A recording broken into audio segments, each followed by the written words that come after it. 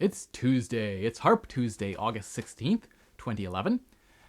And in this episode, originally I was thinking of doing an in-depth look at O'Carolan's Air, the arrangement from Betty Prey's first harp book. Beautiful piece of music. And I was sort of feeling like going back and doing some more basic information as a contrast to some of the more advanced stuff that I've been talking about recently. But then I realized in that piece of music, you're connecting by crossing over and under. And I hadn't talked about that yet. So I thought what I would do instead would be to do an episode on fingering, on crossing over and under, which is what you need to do in order to play basic scales, for example. So do an episode on that, and then next episode I will look at O'Carolan's Air. So crossing over and under is basically it's a way to make things more efficient. Now, in an episode on fingering where I talked about connecting, we're doing that by, for example, if we need to play, or even just this. Instead of playing each note by itself, which we could do at that speed, it's faster and more efficient to place everything, and that way you've sort of done most of the work already. Now all you need to do is just close the finger or the thumb, and that lets us play something like this basically as fast as we want.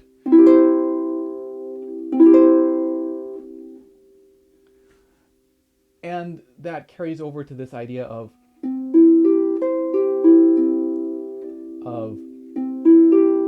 playing these and then replacing them all before playing the thumb and starting back down, and letting us be as efficient and as fast as possible by sort of preparing ourselves ahead of time, doing as much work as possible before we actually go to play that particular note. So what do we do then if we want to play a scale, for example, which is, or you could do it that way, just with two. But there's a definite limit to how fast you can do that. It's not necessarily the most efficient way. Now we could connect and play those first four notes quite quickly. We could, of course, use two hands. But if maybe the left hand's doing something down here, and we want to be able to play this scale with our right hand, what to do to make it so that it's close to as easy as it is to play? Is there some way? Because if we go, there's a chance there's going to be a big gap in there. You'll notice I also buzzed moving into place 4, or again, there's a chance of buzzing when I go to place these next set. When there's that gap in the middle.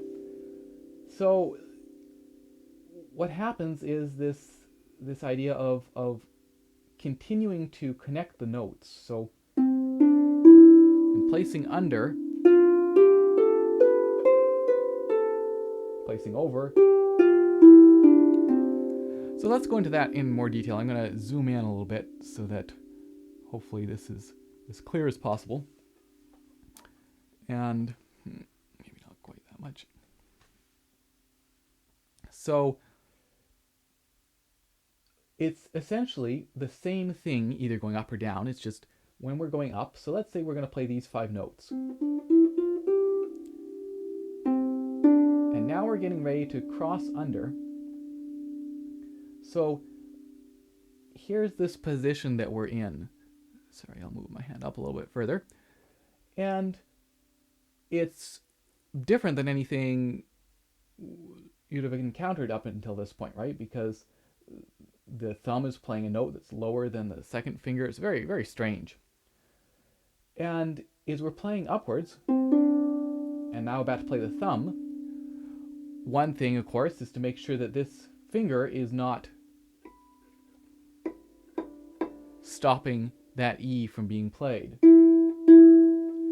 So you want to make sure, one of the things to think about then is that the hand is traveling towards you as much as possible.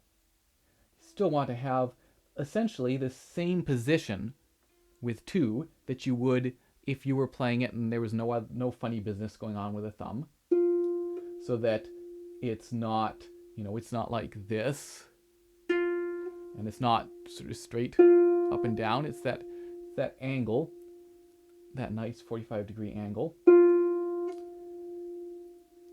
And just moving the hand back enough to make sure that the second finger is not hitting that E. Now, the other thing to think about is this space here, this spacing, this nice little curve that I would have talked about before, of having some space in between the thumb and the first finger. So that what you don't want to have happen is everything to collapse, because suddenly it's a lot harder to play this thumb. It's just, there's less range of motion for that thumb. So here we are, we've got this nice little spacing in here, and there should be room to just that little wrapping, sort of flicking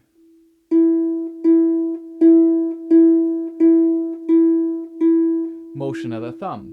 So it's going to feel strange, of course, when you start experimenting with this. And just do something like this. Place these 2 notes and work on playing that thumb, making sure that, that there's space for it to play, that it's not getting sort of jammed up, that you're still able to get a good run at it, get a good sound, and apply some force if you want to.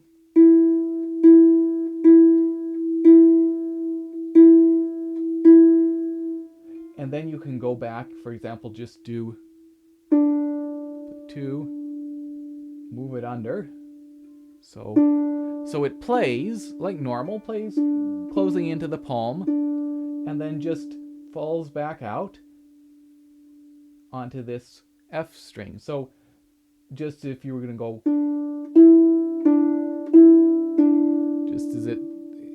just as if you were letting it fall back to place on a string underneath the thumb, but this time it's just falling back and placing on the string above the thumb. So you can just practice that.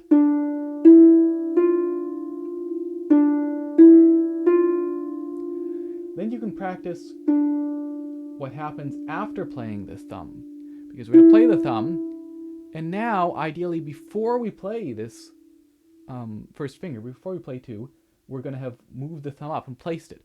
So again, think of shifting, and sorry, my sweater here is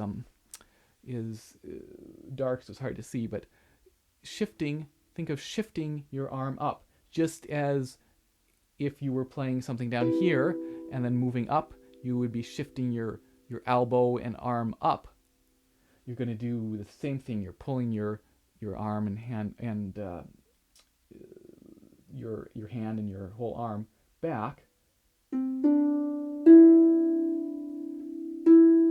to be ready to place these notes. And this is particularly important as you start maybe crossing 4 under. You can see that there's a bit of a distance the thumb has to travel between playing this F and being part of these fingers that are, and thumb of course, that are getting placed, including the thumb all the way up on C. So you can practice that even with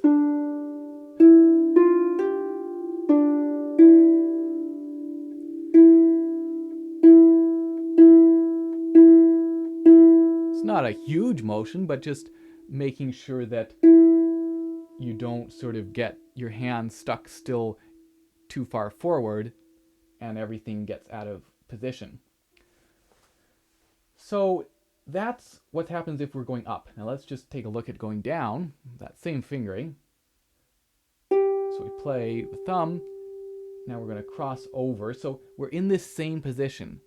Again, while you can think of it as crossing under when you're going up and over when you're going down, in both cases, it's the thumb is above the finger. So it's never that the finger's up here somehow and the thumb's down here. The thumb is always high and the finger is always low, so that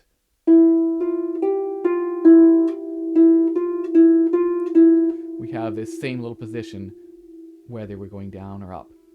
So if we're going down, so shifting that thumb down, and in this case, of course, you don't have to worry as much because now it's this finger that's going to play, so you don't have to worry about 2 hitting that E string because the thumb isn't playing. It's just the second finger. What you have to worry about is your thumb and that hitting the F. But that would only happen if you're really collapsed strangely. So it's a lot, in many ways, it's easier going down because there's not that worry about this finger, whatever it is, whether it's 4 or 3 or 2, stopping the thumb from sounding. So we play 2, shift the rest of the hand down. So again, it's not so much in this case that you're making a huge move. It's just that those fingers are dropping down and now they're positioned where they normally would be based on this thumb.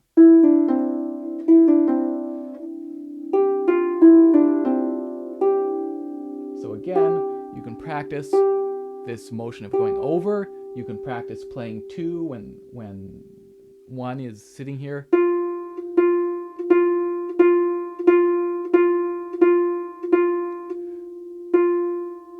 And you can practice playing 2 and then finding these notes.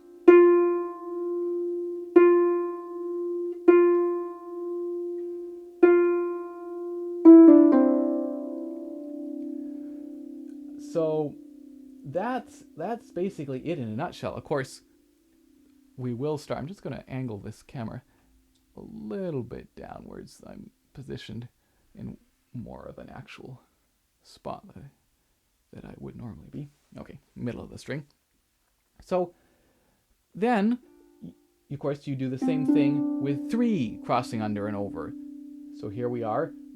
2 is just sitting here quite naturally. You have to make sure it's not flopping over and going to hit anything, but it's just relaxed. It's not out here anywhere because it's got to be ready to play. We play 1 and we shift 1 up, shift the hand up, and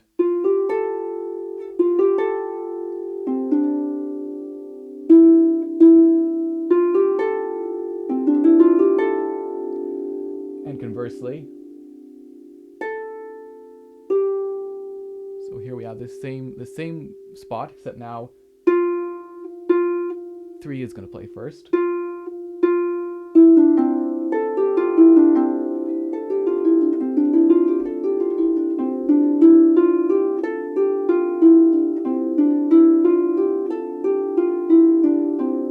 And 4. And again, this may, of course, feel the most awkward. We've got the most sort of, here these extra 2 fingers hanging out in the middle, kind of getting in the way. And 4 is naturally tends to be a little less competent than the other fingers, especially when you're first starting. So this may feel very strange.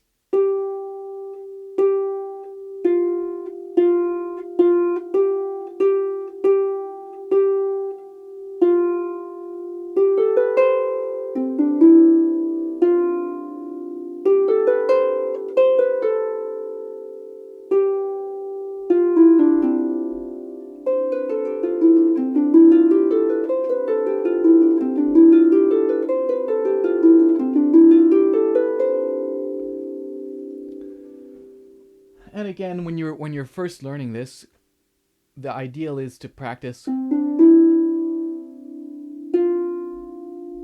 placing all these notes once you've crossed over before you play 4. And conversely,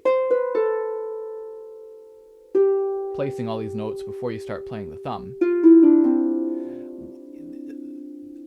Eventually, perhaps in something really fast, you might end up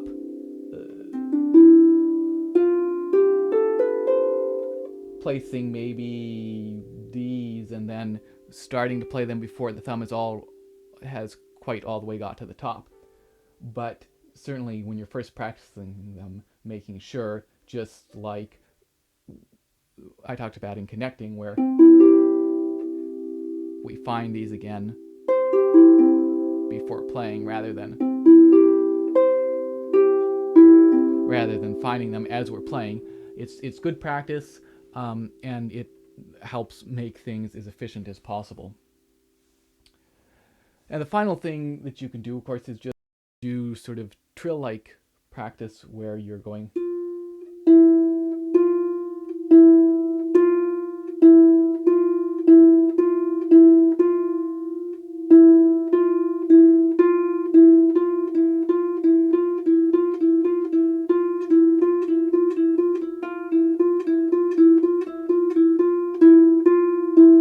just practicing getting used to that feel of this rather peculiar, let me angle this up again, this rather peculiar position with the thumb lower than the fingers. So that's all I have for crossing over and under. And again, it's something that's you'll definitely do a lot of as you learn more and more advanced pieces. And so it's something that, because as I say, it's kind of strange. So it's something to spend some time on. And next episode, I will talk about O Carolyn's Air, which has this little